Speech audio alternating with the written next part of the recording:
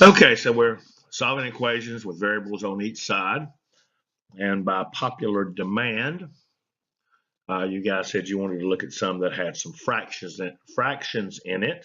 So let's look at one of these. So here's our equation. I got 2 minus 3/4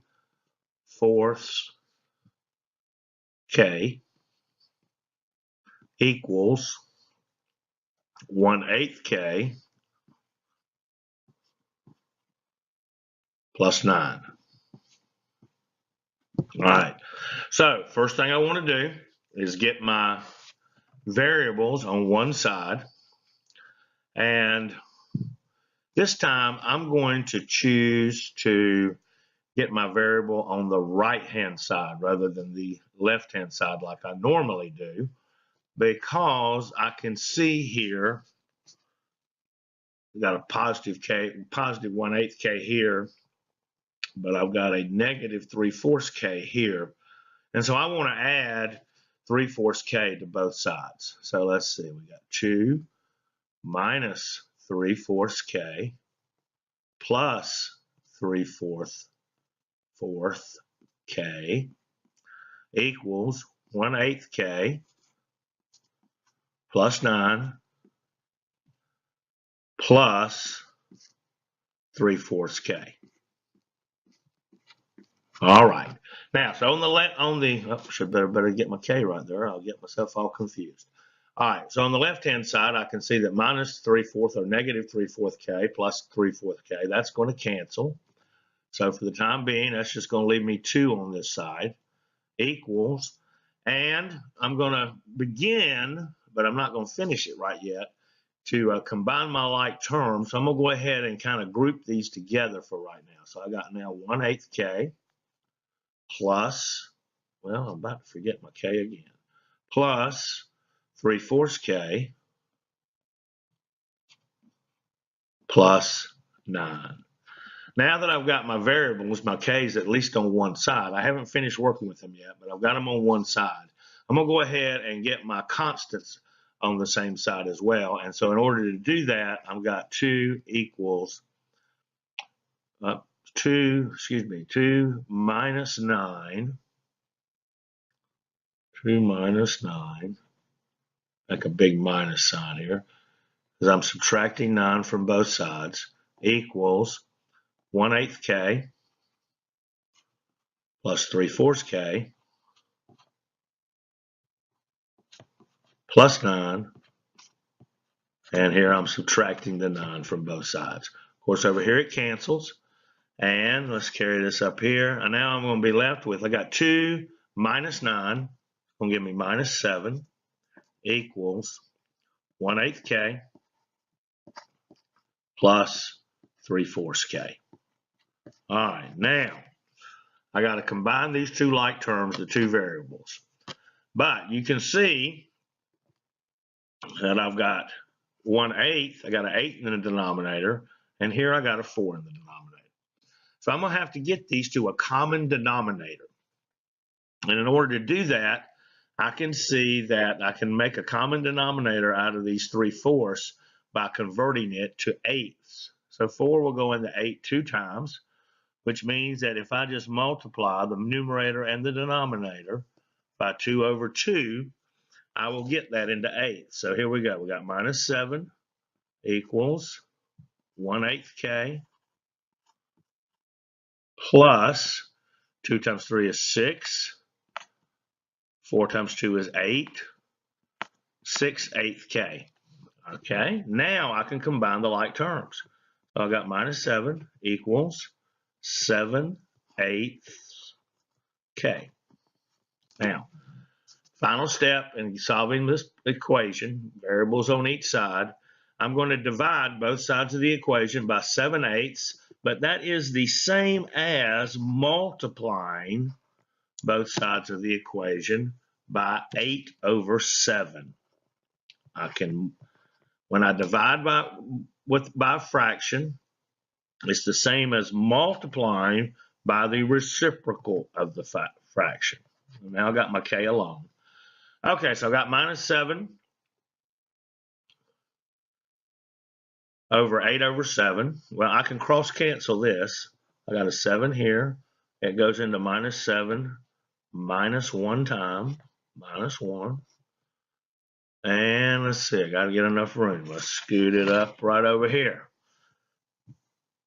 Let me rewrite it. Got minus 7 times 8 over 7 equals K.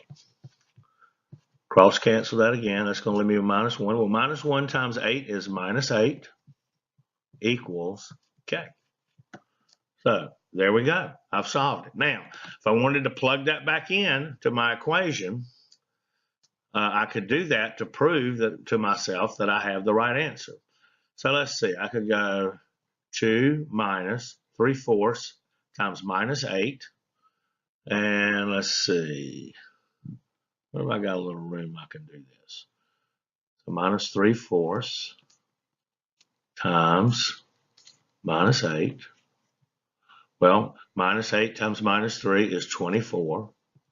24 over 4 is 6. So that's now become a 6. So I got 2 minus 6. And over here I got 1/8 K. So 1/8, we'll put it right here, 1/8 times minus 8. Well, I can cross cancel there. It leaves me minus 1. Minus 1 times 1 is minus 1. So 1/8 times minus 1, 1/8 K, 1/8, excuse me, times minus 8 gives me minus 1. All right, so 2, that's a plus 6, isn't it? Yeah, plus 6. Should have put a plus right there. Gets rid of that minus, got a plus right there. 2 plus 6 equals 8. And minus 1, negative 1 plus 9 equals 8. And so I have proved that the answer is true. And minus 8 equals K is the correct solution to my problem. All right, well, let's look at one more. And we're going to add a little bit of distribution or distributive property to this as well. So let's start. We got 1/2 times 3G minus 2, close my parentheses, equals G over 2. Okay. Well, let's start on the left-hand side. And I got 1/2 times 3G. And I can just simply write that for right now, and that's the way I'm going to do it. I'm just going to say, well, that's just 3/2. 3 times 1 is 3. 2 times 1 is 2. 3/2 G, 3 over 2G, minus, now I'm distributing this 1/2 to this minus 2. Well, I can cross cancel again. That's going to give me minus 1. 1 times minus 1 is just going to give me minus 1. So distributing the 1/2, 3G minus 2 equals 3 over 2G minus 1. Now I've got this G over 2 to mess with. Oh, what am I going to do with it? Now, one way we think, that certainly looks like a fraction. It is a fraction, actually. But I can solve this by doing the inverse of the distributive property, or let's just say this. I am now going to, I'm deferring, let me say this, I'm deferring getting all my variables on one side, because remember, first I have to take care of distributive property. This is, in effect, distributive property, even though it doesn't look like what we normally assume to be distributive property. But let me show you how that's going to work.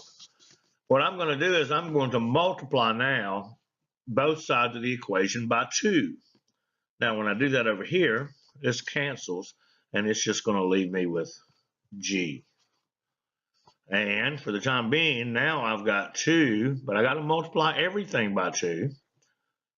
I'm going to have 2 over 3/2 G minus 1. I'm going to close that parentheses.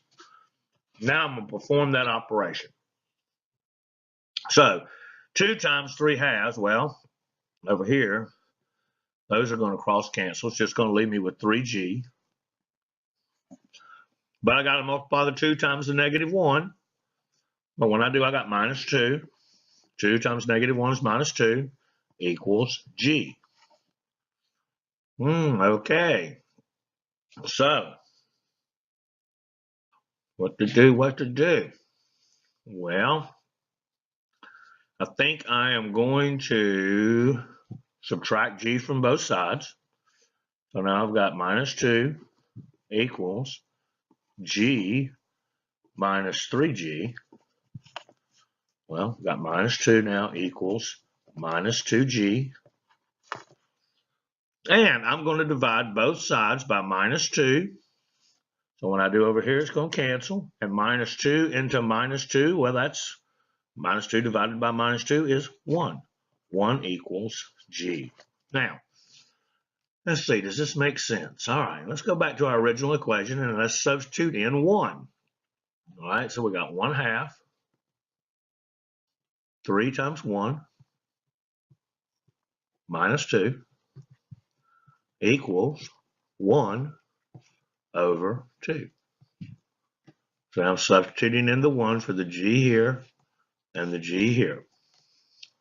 All right, let's see. So 1/2. 1/2. 3 times 1 is 3. Got to get the half in here. Solving inside the parentheses. Minus 2 equals 1/2. All right. Well, 1/2. 3 minus 2 is 1. Well, 1 equals 1/2. Well, 1/2 times 1 is 1/2. 1/2 equals 1/2. So I have not only solved the problem, which is 1 equals g, but I have now also proved that 1 equals g is in fact a true solution. Solving equations with variables on each side with a little bit of fraction action.